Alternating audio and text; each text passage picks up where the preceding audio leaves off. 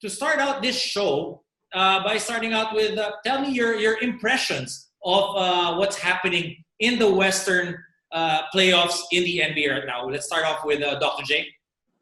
Well, we know that we're in the semifinals right now, and we probably should have already caught the game between the Lakers and the Houston Rockets. Of course, you're having a team that's playing small ball, not really doing that well, but they were able to eke out a victory in game number 7 over the Oklahoma Thunder, and they're going to have to face a very tough team in the Los Angeles Lakers.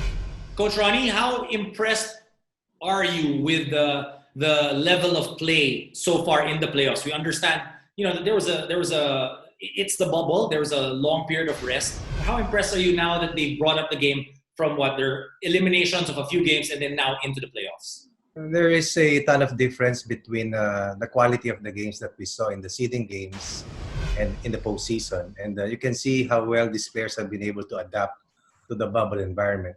Goes without saying that here in the postseason, this is where the bonuses also come in. This is where the elite players also are able to step up to the plate, so to speak.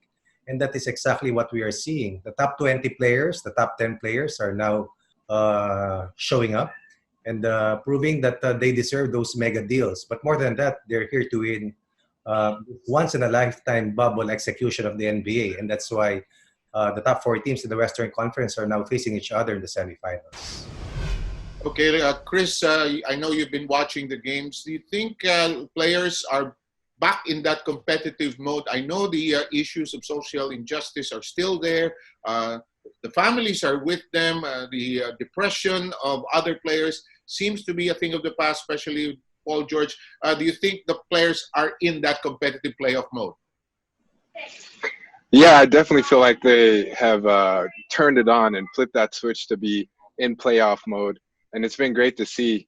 Of course, it's tough with a lot of the distractions that are kind of going on right now.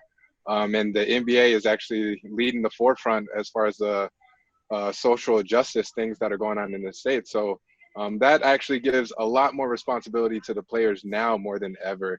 And just the fact that they're able to kind of tune those out and still play the game of basketball, still play it well, that says a lot about how they really treat their craft and what they do, and that they are capable of still performing despite everything that's going on. So the level of play has been amazing.